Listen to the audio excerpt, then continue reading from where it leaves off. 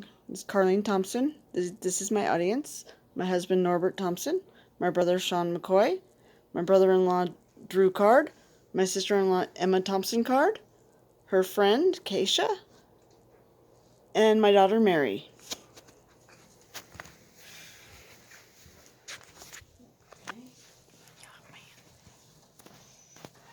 Carlene Thompson. My persuasive speech is on how artificial sweeteners are better for diabetic people than uh, regular sugar. My resources come from my own personal experience, the American Diabetic Association, and the Mayo Clinic. Um, Artificial sweeteners are not as bad uh, as sugar. Sugar comes from sugar cane, sugar beets, palm sugar, corn syrup, which is made from corn, and honey. Uh, Sugar is not as sweet, and so people tend to use a whole lot more. Uh,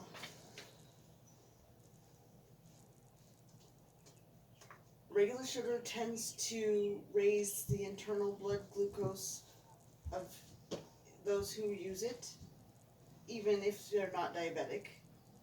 And regular sugar can cause weight gain.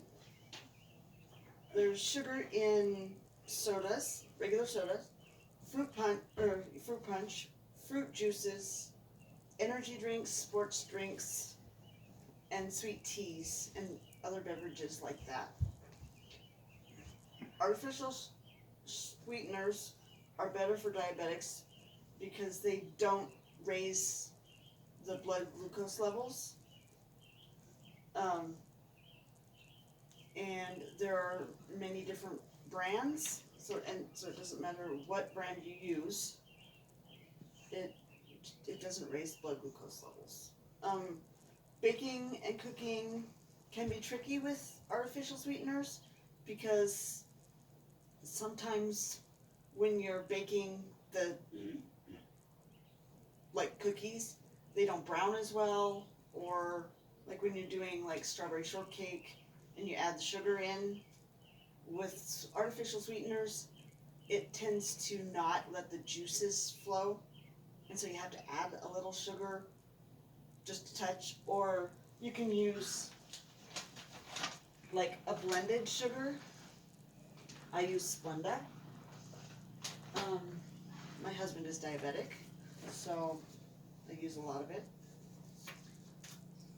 Um, there are different types of artificial sweeteners. There's Splenda, there's stevia, Truvia, aspartame, sweet and low, and equal.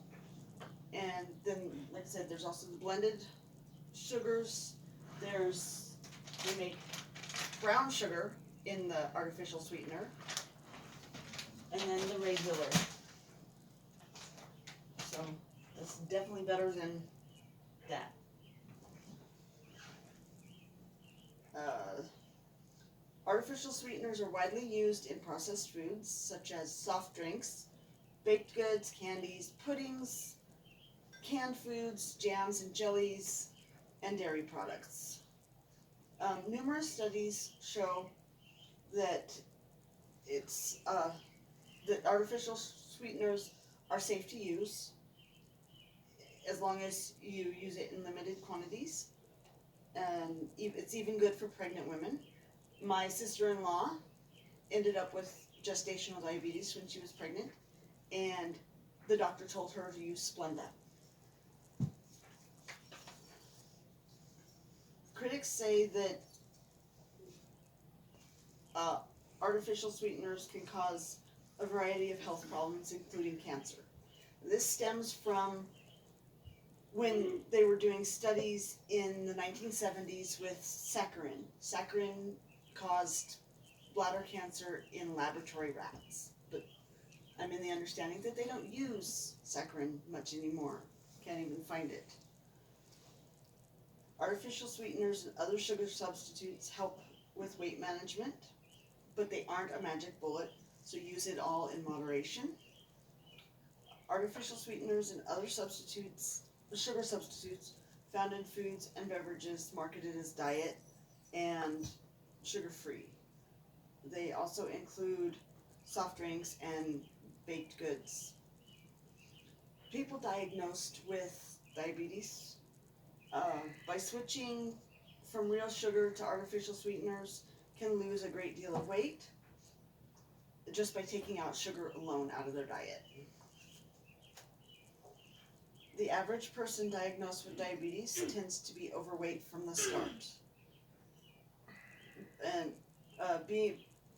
by being overweight, it makes it a risk factor for developing type 2 diabetes.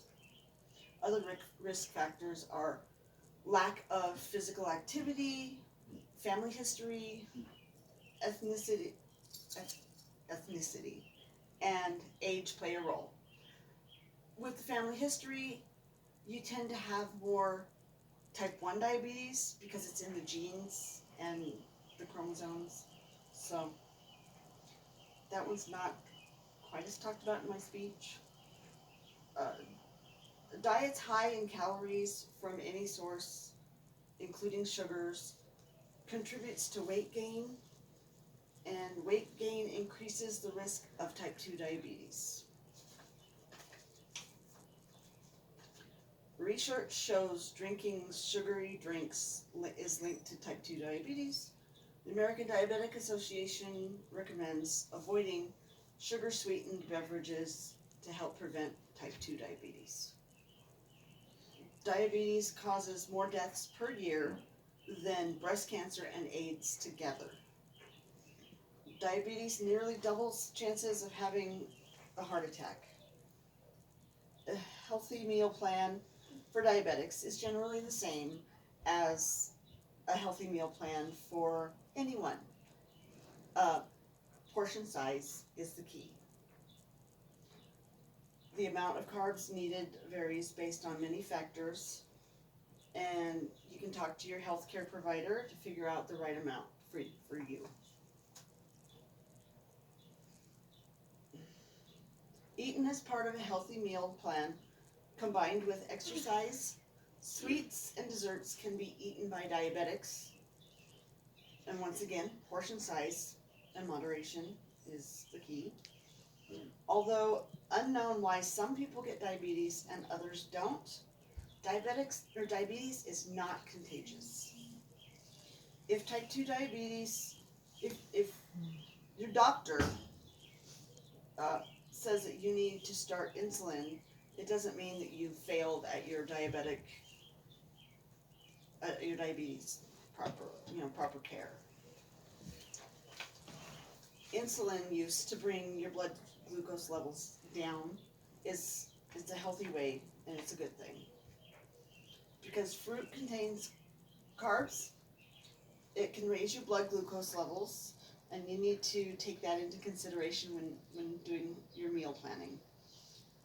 The world's most commonly used artificial sweetener is sucralose, and sucralose is a chlorinated sugar that's about 600 times sweeter than regular sugar.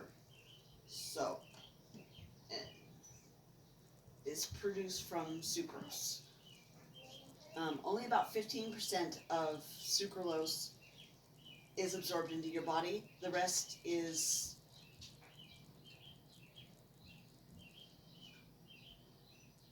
it leaves your body unchanged. Think of the word. According to research, fructose is an increasingly popular type of sugar, and it can harm your liver just like alcohol. Overconsumption of sugar and refined carbs might raise the risk for certain cancers, and bring on higher rates of recurrence, and lower your rates of survival after therapy, according to research. It also can potentially be connected to Alzheimer's disease, according to studies. Metabolic syndrome is an umbrella term for issues like heart disease, diabetes, and liver disease. High blood sugar is one of the 5 risk factors, according to research, because it can affect organs like your pancreas and your liver. In conclusion, like I said in the beginning, artificial sweeteners are not as bad for you as regular sugar.